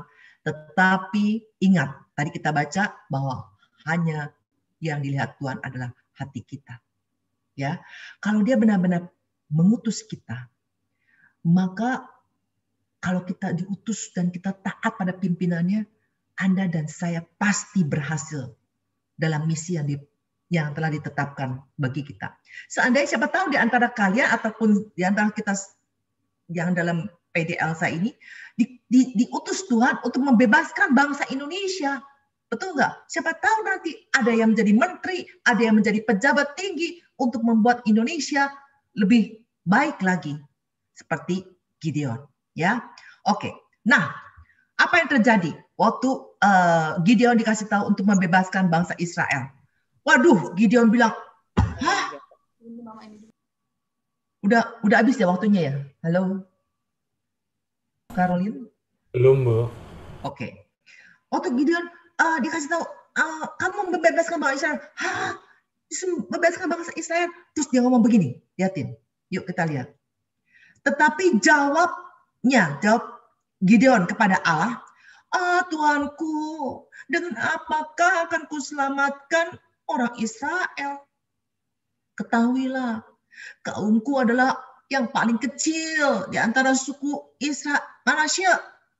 Dan aku pun seorang yang paling muda di antara kaum keluargaku. Lihatin. Dengan kata lain, Gideon nggak percaya bahwa memang dia seorang pahlawan. Ya, terus dia apa? Dia mulai, ya mundur, ya, dia mulai. kayak remind Tuhan. Tuhan, siapa sih aku ini? Aku kan orang nggak dikenal. Aku tuh nenek moyangku, papa mamaku itu suku manusia yang kecil gitu kan. Dan aku tuh masih muda banget, nggak ada papanya. Saudara, berapa banyak kali kita kalau disuruh sesuatu di PD atau di mana-mana di lingkungan, aduh jangan saya deh, saya nggak bisa. Saya jangan saya deh gitu ya. Nah, banyak. Saya kan baru di PD, saya kan baru, saya kan gini. Nah, saudara, kalau Tuhan mau pakai, biarkan Dia memakai kita. Ya, jangan bilang, aduh saya kan nggak baru, aduh saya kan nggak bisa nyanyi, aduh saya kan nggak bisa ini, nggak bisa itu. Memang kita semuanya waktu lahir bisa semua, nggak bisa kan? Tapi kalau kita mau, pasti nanti Tuhan akan mampukan. Amin. Oke. Nah, sekali lagi Tuhan Yesus Allah meyakinkan Gideon. Dia bilang begini. Berfirmanlah Tuhanlah kepadanya, tetapi akulah, nah lihatnya, yang menyertai engkau. Sekali lagi. Sebab itu engkau akan memukul kalah orang Midian itu sampai habis. Lihat. Allah sekali lagi meyakinkan Gideon bahwa yang menyertai Gideon adalah Allah sendiri. Dan Gideon dibilang juga engkau akan memukul kalah orang Midian itu sampai habis.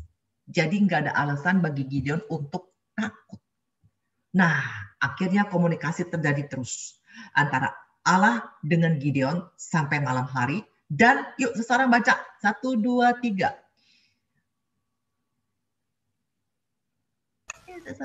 Pada malam itu juga Tuhan berfirman kepadanya, ambillah seekor lembu jantan kepunyaan ayahmu, yakni lembu jantan yang kedua, umur 7 tahun.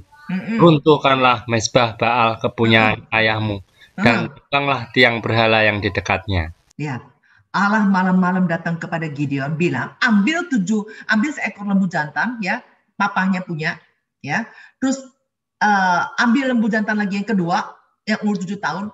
Dia bilang apa? Runtuhkanlah mezbah Baal kepunyaan ayahmu. Tebang tiang berhala yang di dekatnya. Lanjut, seseorang.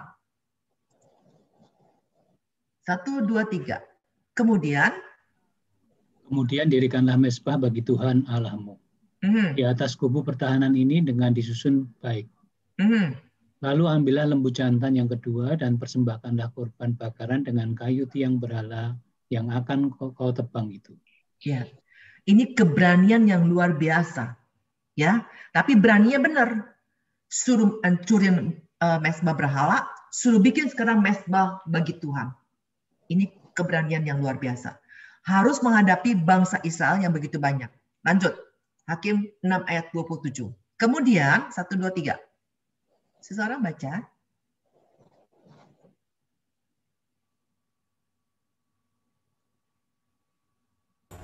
Kemudian Gideon membawa 10 orang hambanya dan membuatnyalah seperti yang difirmankan Tuhan kepadanya.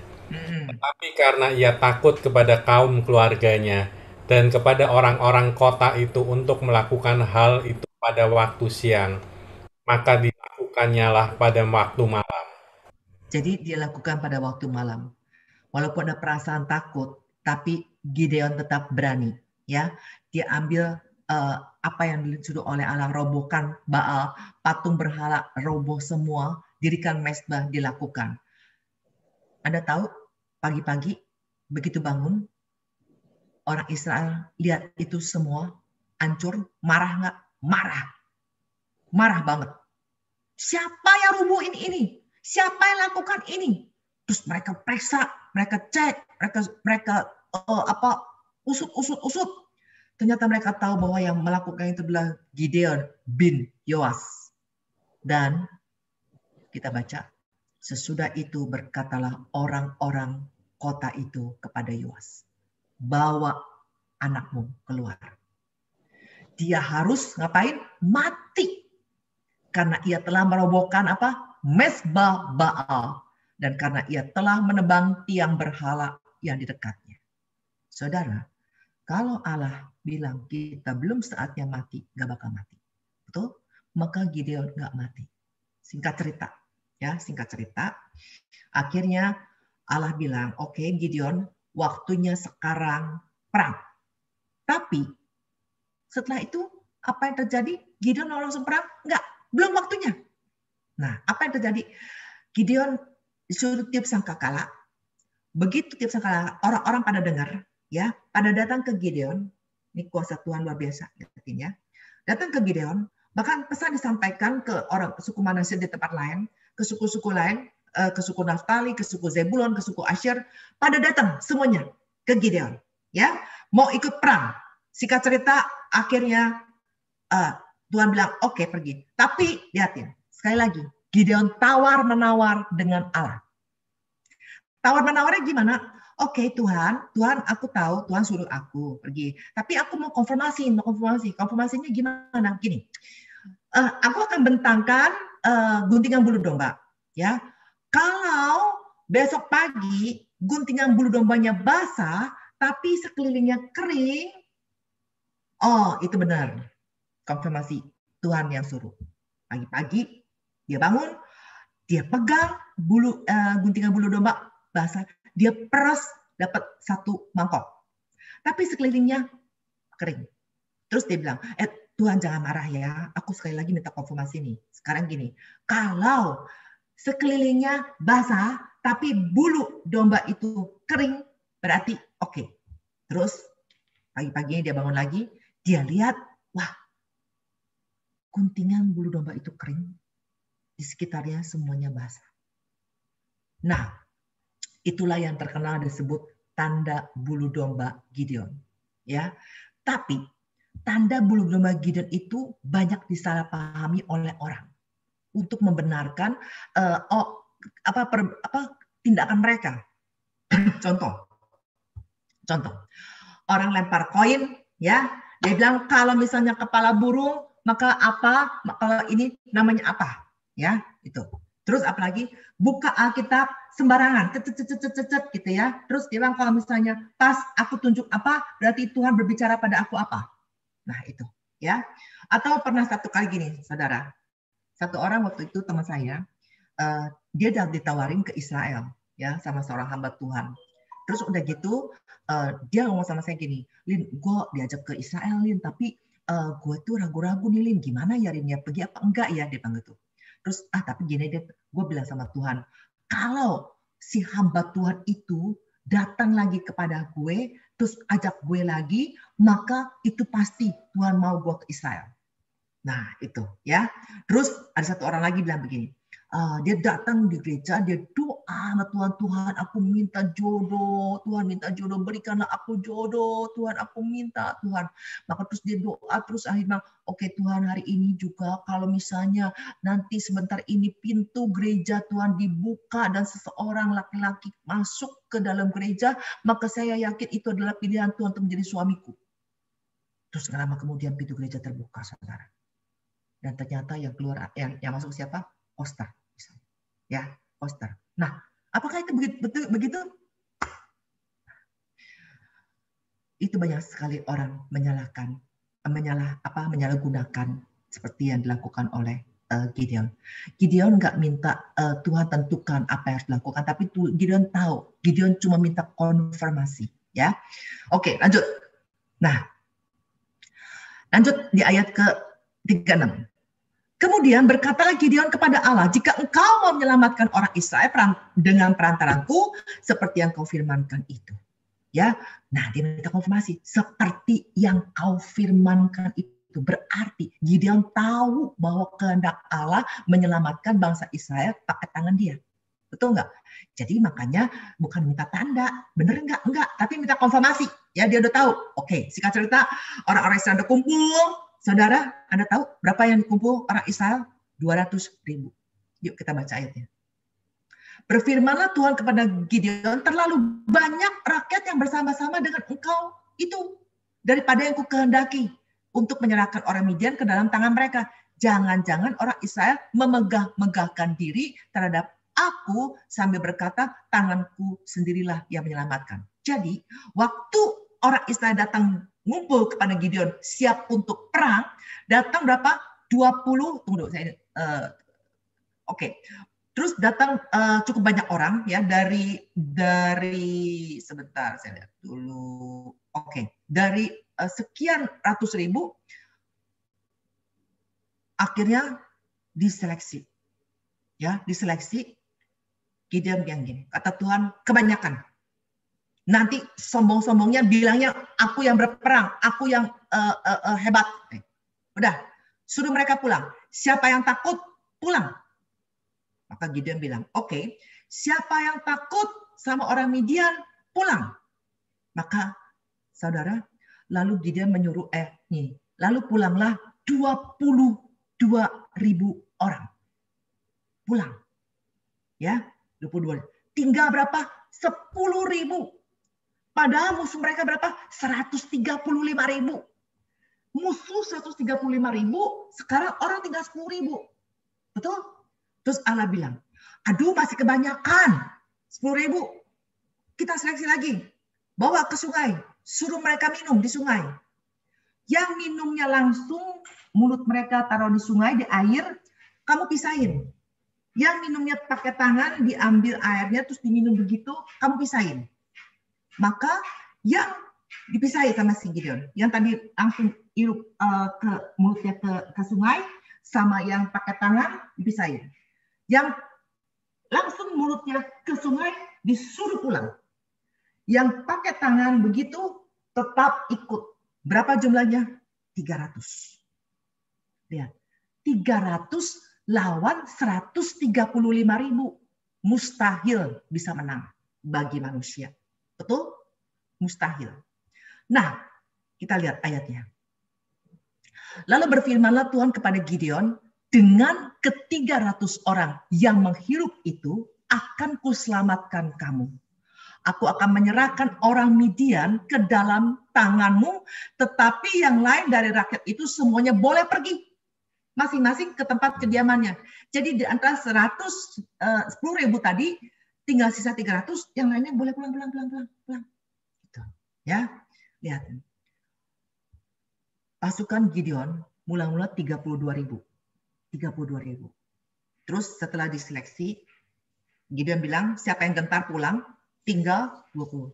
Seleksi lagi, tinggal, ya itu, 300. Nah, akhirnya Allah bilang gini, oke, yang tinggal 300 ini pecah.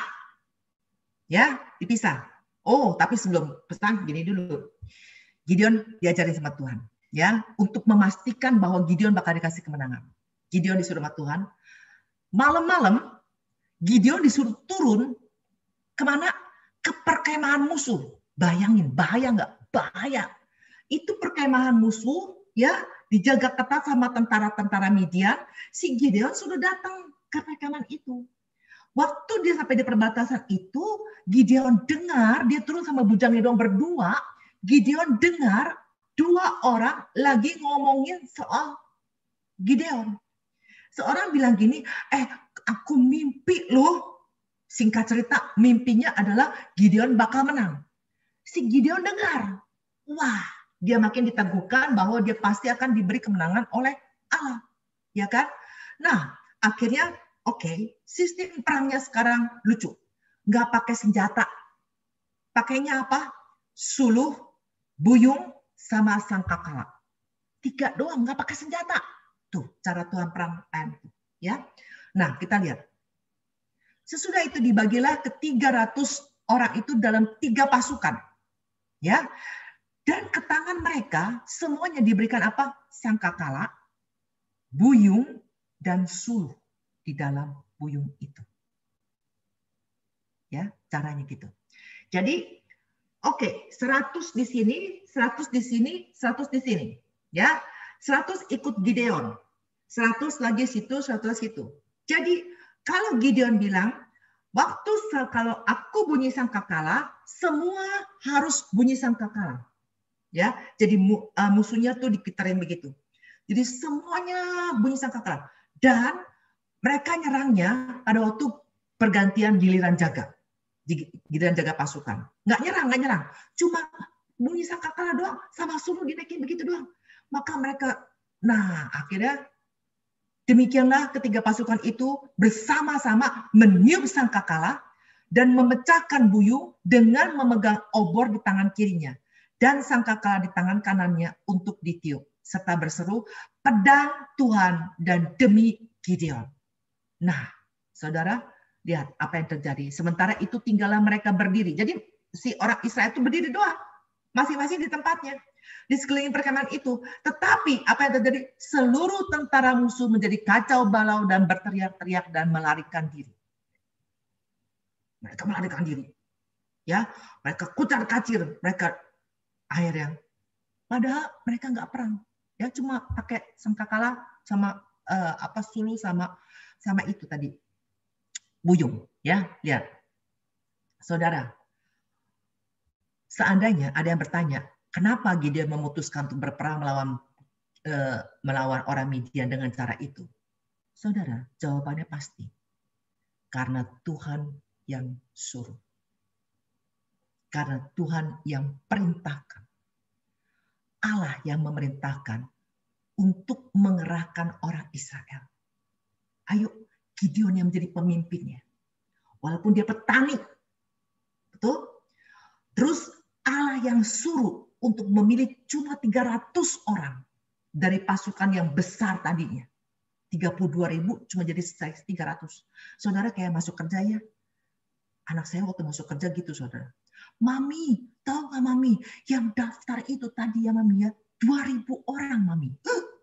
Terus diseleksi jadi 100. Terus diseleksi jadi 10. Terus diseleksi jadi 3. Dan akhirnya yang masuk cuma 1. Buset deh. Oke. Nah, Gideon diperintahkan oleh Allah untuk ikuti perintah rencana-rencana, cara-cara Allah. Kapan menyerang, di waktu giliran jaga, bagaimana cara mulai mengelilingi mereka, begitu pokoknya semua diajarin, ya. Bagaimana caranya berperang? Ingat ya, Gideon itu bukan tentara, jadi nggak ngerti strategi perang, betul? Nah, begitu dia taat, begitu dia nurut apa yang Tuhan suruh, kemenangan besar bagi Israel, ya. Kita lihat, sedang ke-300 orang itu meniup sangkakala, maka di perkemahan itu Tuhan membuat pedang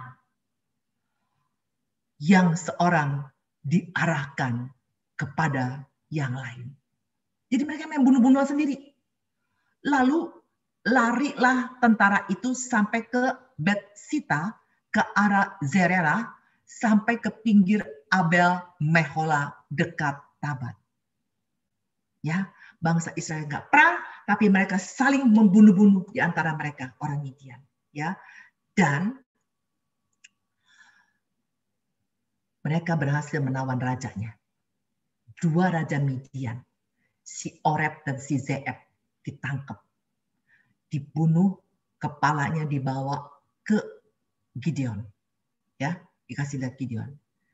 Lihat, Gideon berani mengambil keputusan menyerang pasukan Midian dengan strategi yang sudah disiapkan, walaupun awal-awalnya dia ragu. Gideon menjadi pahlawan yang gagah berani ya, dan berhasil membebaskan umat Israel dari cengkraman penindasan orang Midian yang membuat mereka melarat, susah, tertindas. Lihat, seringkali dalam cara pandang kita, cara pandang manusia, berbeda banget dengan cara pandang Tuhan. Saudara, bukan tanpa alasan Tuhan memanggil Gideon sebagai pahlawan yang gagah berani. Kenapa? Karena Tuhan tahu hari esok dari Gideon. Sementara Anda lihat tadi Gideon bilang, aduh aku kan mamaku, papaku, orang tuaku begini, aku kan dari suku ini. Dan Gideon berkutat dengan masa lalunya. Saudara, saya mau katakan, apapun masa lalu kita, Tuhan bisa menjadikan kita pemimpin. Naik pangkat kita. Amin. Karena Anda dan saya berharga di mata Allah. Karena Anda dan saya di mata Allah sungguh mulia. Jadi jangan terus-menerus merendahkan diri, menganggap, aduh saya mah miskin, aduh saya mah bodoh, aduh saya mah jelek, aduh saya mah ini, aduh saya mah nggak bisa apa-apa. No, bangkit.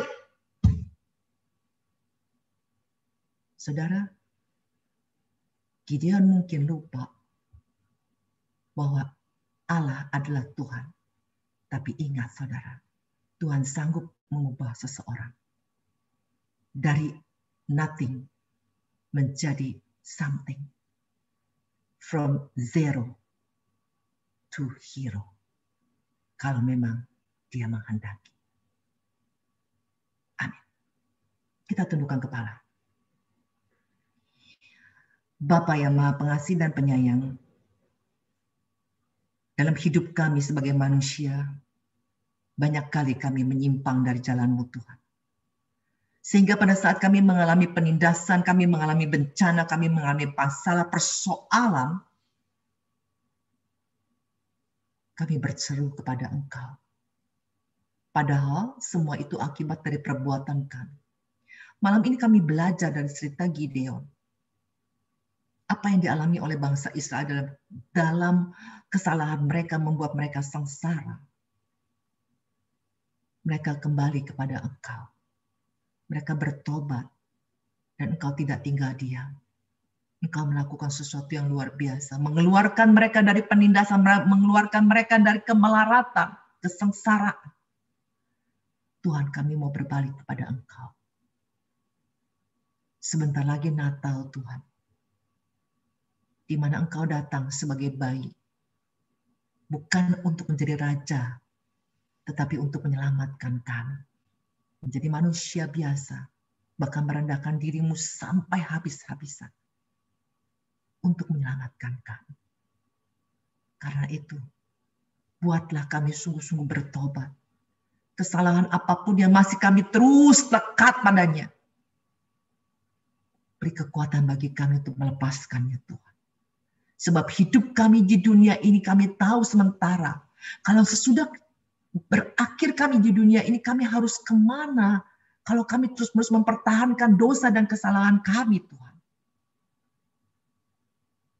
Berapa banyak kali kami ditegur oleh firman-Mu. Berapa banyak kali Engkau menegur kami melalui hamba-hamba-Mu ataupun orang-orang di sekitar kami, teman-teman kami, bahkan orang tua kami, anak kami, saudara-saudara kami. Tetapi kalau kami masih terus mempertahankan apa yang menjadi kehendak dosa kami, sungguh kami seperti bangsa Israel yang tegar tengkuk. Tapi kami belajar, kami harus kembali. Terima kasih Tuhan. Kalau Engkau, Allah, mengasihi bangsa Israel dan ingin menyelamatkan mereka, maka kami percaya Allah yang kami miliki adalah Allah yang sama, yang juga mengasihi kami dan ingin menyelamatkan kami. Terima kasih Tuhan. Kami serahkan diri kami ke dalam tangan. Biarlah tahun ini Natal boleh menjadi suatu U-turn bagi kami.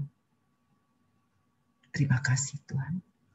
Datanglah kerajaan-Mu, jadilah kehendak-Mu di dalam diri kami. Amin. Demi nama Bapa dan Putra dan Roh Kudus. Amin. Thank you. Iya, terima kasih Ibu Adeline. Kita akan lanjutkan dengan pengumuman. Iya, sebentar. Pak Nandi akan share flyernya. Iya. Yang ini sudah lewat, Pak. Nah, kita akan bertemu kembali dalam persekutuan doa online, masih online lewat Zoom ataupun YouTube pada hari Rabu tanggal 9 Desember 2020 pukul 19.30. Temanya minggu depan, aku tahu kepada siapa aku percaya, Roma 8 ayat 31-39. Firman akan dibawakan oleh Ibu Michael Lolong dari Elizabeth Ministry. Iya. Selanjutnya, persekutuan doa masih online juga pada hari Rabu tanggal 16 Desember 2020 pukul 19.30. Temanya adalah bertetangga itu asik. Iya. Firman akan dibawakan oleh Ibu Justisia Elisa Sagita. Kemudian selanjutnya, iya, bagi Bapak Ibu saudara-saudari yang merasa diberkati dengan pelayanan dari PDKK Elsa dan rindu juga untuk mau memberkati, rindu juga untuk mau memberikan yang terbaik bagi Tuhan, dapat memberikan persembahan kasih melalui transfer ke Bank BCA nomor rekening 8760603636 atas nama Riani Hapsari Nawawi Dokter. Kami mengucapkan terima kasih kepada Ibu Adeline yang malam ini sudah hadir melalui Zoom ini dan sudah malam ini kita belajar banyak tentang ayat firman Tuhan ya, dan kita juga senang karena kita bisa interaktif Bu. Jadi tadi saya mau agak rebutan tadi baca ayatnya sebenarnya. Iya. Terus kita juga kita berdoa semoga Ibu Adeline selalu diberkati Tuhan, diberikan kesehatan dan pelayanannya semakin dahsyat sampai kemana-mana. Kita juga mengucapkan terima kasih kepada tim pujian malam ini. Ada WL-nya Ibu Caroline, kemudian singernya ada Pak Made dan Bu Yen. Kemudian malam ini juga kita ada tambahan, yaitu pemain drumnya mulai masuk. Nah, pemain drumnya Leo dan juga pemain keyboardnya Hendry. Terima kasih sudah melayani di pujian malam ini. Yang pasti ketika tim pujian ini diambil, kita tetap sesuai dengan protokol kesehatan dan menjaga jarak. Kita juga mengucapkan terima kasih kepada para host dan juga co-host yang malam ini sudah bekerja sama untuk menampilkan yang terbaik. Kemudian yang terakhir kita juga mau berterima kasih last but not least kepada seluruh umat yang hadir malam ini yang melalui Zoom maupun YouTube. Terima kasih untuk hadir malam ini. Kita tunggu kembali kehadirannya minggu depan. Jangan lupa untuk tetap selalu menjaga kesehatan, tetap selalu mengikuti protokol kesehatan, menjaga jarak, memakai masker, hindari kerumunan, dan tetap tekun berdoa dan tetap optimis dan percaya bahwa COVID ini pasti akan segera berlalu. Ya, terima kasih. Amin. Untuk malam ini kita bertemu kembali minggu depan. Kita akan tutup persekutuan doa malam ini. Silakan Pak Nandi.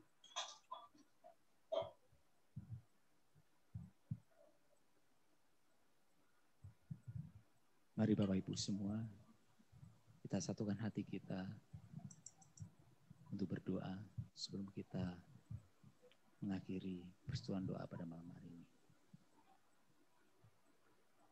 Bapa, terima kasih kalau malam hari ini kami masih boleh mendengarkan firman-Mu yang dibawakan oleh anak-Mu yang terkasih, Ibu Adeline. Firman-Mu semakin menguatkan kami untuk berani berjalan bersama dengan Kau ya Tuhan. Berkati Ibu Adeline dalam setiap pelayanannya. Biarlah setiap firman yang disampaikan, Kau memberikan kuasa di dalamnya. Dan biar Ibu Adeline menjadi berkat bagi orang-orang yang merindukan akan kebenaran firman. Berkati juga keluarganya, cukupkanlah segala kebutuhannya, dan kami percaya Engkau akan terus memakai Ibu Adeline secara luar biasa. Kami rindu ya Bapa, untuk boleh berkumpul kembali, memuji memuliakan Engkau pada persekutuan doa yang akan datang. Kiranya Engkau berkenan mengumpulkan kami pada persekutuan yang akan datang dengan penuh sukacita. Kami ingin memuji memuliakan Engkau dan menyembah Engkau sepanjang hidup kami. Kemuliaan kepada Bapa, Putra, dan Roh Kudus, seperti sekarang, selalu, dan sepanjang segala abad. Amin. Dalam Bapa dan Putra dan Roh Kudus. Amin. Mari Bapak Ibu, sebelum kita akhiri PD Persekutuan malam hari ini, kita akan pujikan, kita naikkan pujian bahwa ada kuasa dalam nama Tuhan kita Yesus Kristus. Kita berani melangkah menyusuri hari-hari kita ke depan. Yuk, kita pujikan dengan penuh semangat. Angkat tangannya, yang ada di rumah boleh bertepuk tangan. Ya, karena kita percaya kuasa Tuhan mampu membebaskan kita dari segala persoalan yang kita hadapi pada saat ini. Namanya Tuhan, menara yang teguh. kota benteng perlindunganku, Allah yang perkasa, Dia Bapa yang kekal, gunung batu keselamatanku. Teriakan, hey, Engkau yang termulia, bumi di surga, termasyur perkasa selamanya. Engkau yang berkuasa di dalam segala hal, ada kuasa dalam nama Yesus. Sekali lagi kita angkat pujian ini, yuk.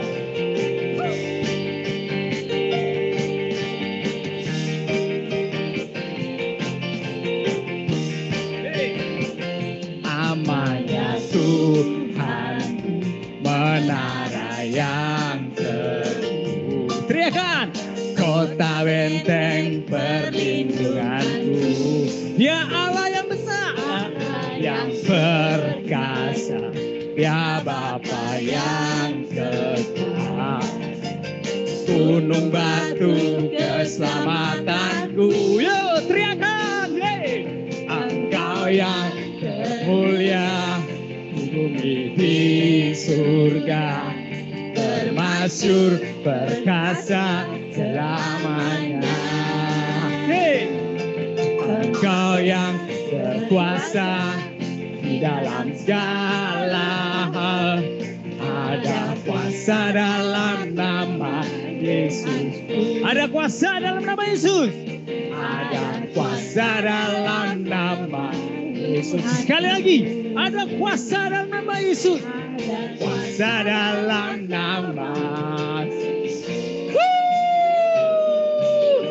Puji Tuhan, sampai ketemu minggu depan. Amin.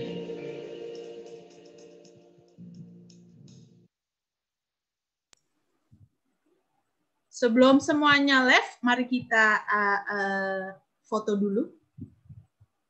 Boleh dibuka kameranya? Iya. Ditunjukkan wajah-wajah cantik.